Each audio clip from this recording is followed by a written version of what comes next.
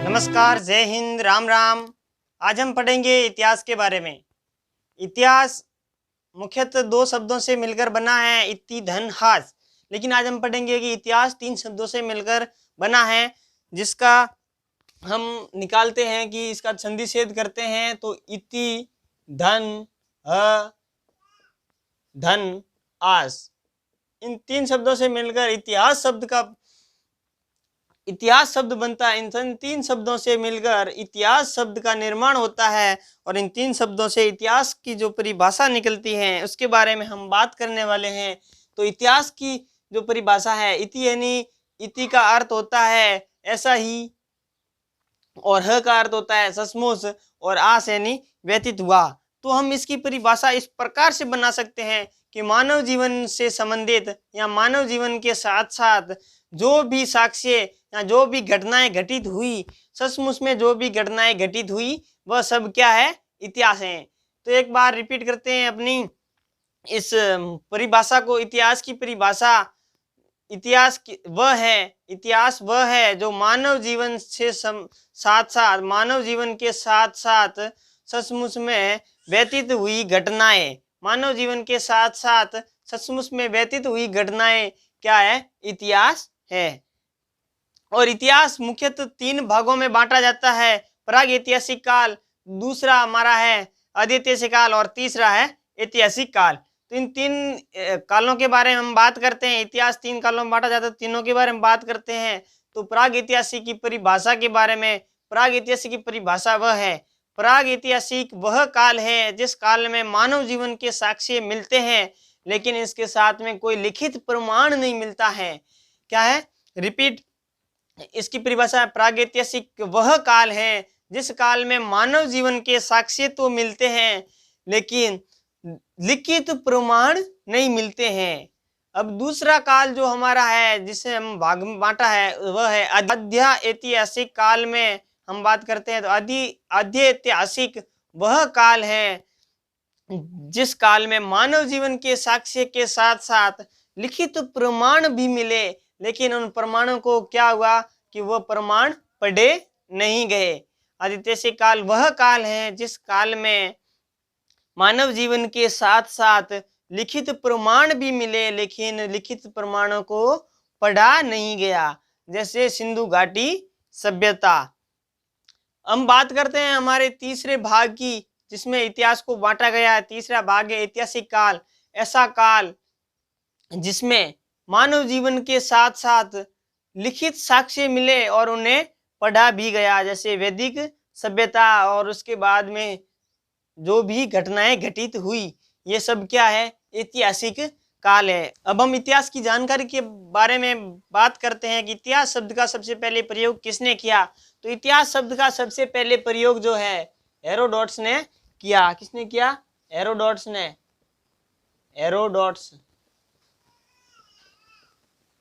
इतिहास शब्द का जो सर्वप्रथम प्रयोग है हेरोडोटस ने किया। हेरोडोटस ने अपनी पुस्तक हिस्टोरिका में किया था। इतिहास का जो प्रारंभ है एशिया महाद्वीप से माना जाता है और इसका संपूर्ण विकास यानी संपूर्ण विकास जो हुआ वह यूरोप महाद्वीप में माना जाता है। इसके बाद हम बात करते हैं विश्व इतिहास के जनक की। तो विश्व इतिहास के जनक हेरोडोटस को माना जाता है और इन्होंने पुस्तक लिखी है जिसका नाम है हिस्टोरिका। क्या नाम है? हिस्टोरिका। इनकी पुस्तक का नाम है हिस्टोरिका। इसके बाद में हम बात करते हैं भारतीय इतिहास की। तो भारत का इतिहास जो है, भारत इतिहास के जनक माने जाते हैं जिनका नाम है मेगास्थनीज। मेगास्थनीज को माना जाता है और मेगास्थनीज की पुस्तक का नाम है इंडिका। आपने सुना होगा मेगास्थनीज चंद्रगुप्त मौर्य के शासनकाल में आया था। तो वही मेगास्थनीज है और जिसे भारत का भारत इतिहास का जनक कहा जाता है, जिसकी पुस्तक का नाम इंडिका है और इंडिका वर्तमान में मूल रूप में नहीं है। अब हम बात करते हैं राजस्थान के इतिहास के जनक की। तो राजस्थान के इतिहास के जनक का नाम है कर्नल जेम्स टॉड। क्या नाम है? Colonel James Tod. Colonel James Tod है राजस्थान इतिहास के जनक, जिन्होंने अपनी पुस्तक लिखी है। उस पुस्तक का नाम है annals and antiquities of Rajasthan. इतिहास के अध्ययन के तौर पर हमने इसको 3 भागों में बांटा है ताकि हमें याद रहे। तो इसके आधार पर हम कौन कौन से 3 भागों में बांटा है तो उसकी बात करते हैं। प्राचीन काल और मध्यकाल और आधुनिक काल, 3 भागों में बांटा है। तो प्राचीन काल में हम क्या पढ़ते हैं? प्राचीन काल में सबसे पहला प्रकरण हमारा जो रहता है, पहला टॉपिक जो है उसका नाम है पाषाण काल। पाषाण काल में हम क्या पढ़ेंगे? पाषाण काल में पूरा पाषाण काल, मध्य पाषाण काल और नव पाषाण काल, ये 3 भाग हैं। पूरा पाषाण काल को पढ़ लेंगे। पाषाण काल में पूरा पाषाण, मध्य पाषाण और नव पाषाण। उसके बाद में हमारा अगला टॉपिक है जिसके बारे में अपन बात करेंगे, वो है सिंधु घाटी सभ्यता। सिंधु घाटी सभ्यता में अपन को इसको पढ़ लेना है पूरा। तो फिर इसके बाद में अगला टॉपिक आता है सिंधु घाटी सभ्यता के बाद में वैदिक सभ्यता। कौन सा आता है? वैदिक सभ्यता। और वैदिक सभ्यता के बाद में धार्मिक आंदोलन को रखा है हमने। धार्मिक आंदोलन के अंदर वह आंदोलन है जिसमें कौन से? जैन तथा बौद्ध धर्म, ये दोनों, जैन तथा बौद्ध धर्म इस धार्मिक आंदोलन में हमने सम्मिलित किया है, जिसके बारे में हम पढ़ेंगे। और उसके बाद में आता है महाजनपद काल, जिसके बारे में कितने महाजनपद काल है हमारे भारत में? 16 महाजनपद हैं, जिनके बारे में बात करेंगे, जिसको आपको पढ़ लेना है। यहाँ हम वीडियो बनाएंगे, उसमें देख लेना है आपको। उसके बाद में मौर्य काल, उसके बाद में आता है मौर्य काल। तो मौर्य काल को पढ़ेंगे। मौर्य काल के बाद में मौर्योत्तर काल, मौर्योत्तर काल के बाद में गुप्त काल को पढ़ेंगे। गुप्त काल के बाद में गुप्तोत्तर काल। ये हमारा हो गया प्राचीन काल हो गया। कौन सा हो गया? प्राचीन काल, जिसमें हमने इतने टॉपिक्स रखे हैं। पाषाण काल, सिंधु घाटी सभ्यता, वैदिक काल, फिर धार्मिक आंदोलन, फिर महाजनपद काल, ये सब हमने इसमें रखे हैं। इसके बाद में अपन पढ़ते हैं मध्यकाल के बारे में। तो मध्यकाल में अपन क्या क्या पढ़े ताकि हमें याद रहे, भूले नहीं? तो मध्यकाल में पूर्व मध्यकाल पढ़ेंगे। मध्यकाल से पहले का काल जो है पूर्व मध्यकाल, उसमें उसके अंदर हम पढ़ेंगे राजपूतों का इतिहास और दक्षिण भारत के राजवंशों के बारे में। राजपूतों का इतिहास और दक्षिण भारत के राजवंशों के बारे में, चोल, चालुक्य और पल्लव, राष्ट्रकूट, ये इन सब वंशों के बारे में अपन पढ़ेंगे। इसके बाद में सल्तनत काल पढ़ेंगे। उसके बाद मुगल काल, फिर विजयनगर और बहमनी साम्राज्य। विजयनगर और बहमनी साम्राज्य जो है ये किस प्रकार से इनका प्रादुर्भाव हुआ, इनके बारे में पढ़ेंगे। इसके बाद में धार्मिक आंदोलन, धर्म सुधार आंदोलन और सूफी संत के बारे में जानकारी प्राप्त करेंगे। धार्मिक आंदोलन, धर्म सुधार और सूफी संत। और उसके बाद में विदेशियों का आगमन कैसे होता है, यानी कि यूरोपीय, डच, पुर्तगाल, इनका आगमन कैसे होता है, इनके बारे में इसमें तो आएंगे। फिर अंग्रेज आएंगे, अंग्रेजों के बारे में बात करेंगे। उसके बाद में अंग्रेज आने के बाद में क्या होता है? मुगलों का पतन हो जाता है और मध्यकाल क्या है? यहाँ पर ही समाप्त हो जाता है। फिर जिस रूप से हमने इसको बांटा है तो मध्यकाल हमारा यहाँ पर हो गया समाप्त। इसके बाद में हम पढ़ेंगे आधुनिक काल। तो आधुनिक काल में हम क्या रखा है हमने? पहला टॉपिक विदेशियों की साम्राज्य स्थापना।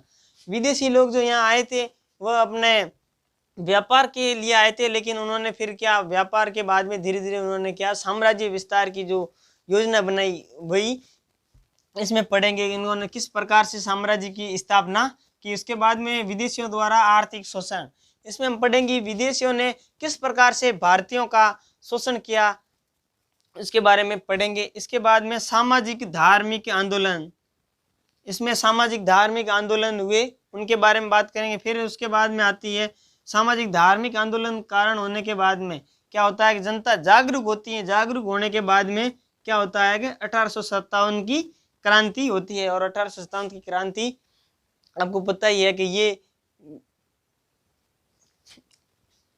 1857 की क्रांति के बारे में पढ़ेंगे। 1857 की क्रांति के बाद में स्वतंत्रता संघर्ष के बारे में, जिसमें किसान आंदोलन, जनजातीय आंदोलन और स्वतंत्रता संघर्ष यानी स्वतंत्रता आंदोलन के बारे में अपन बात करेंगे।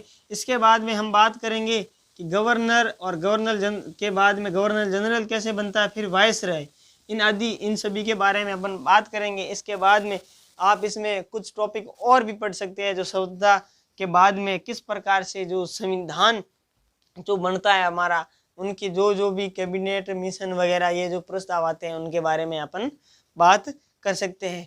तो ये था आज का हमारा इतिहास का सिलेबस, यानी कि इतिहास का पाठ्यक्रम क्रमबद्ध रूप से किस प्रकार से हम क्रमबद्ध से पढ़ें ताकि हमें याद रहे, हम भूलें नहीं। आशा है कि आपको ये कक्षा पसंद आई होगी। पसंद आई है तो इस वीडियो को अपने दोस्तों के साथ ज़रूर शेयर करें, हमारे चैनल को सब्सक्राइब करें तथा पास में दी हुई बेल आइकन को जरूर दबाएं। आपको ये वीडियो कैसा लगा इसके बारे में कमेंट बॉक्स में अपनी राय जरूर दें। धन्यवाद।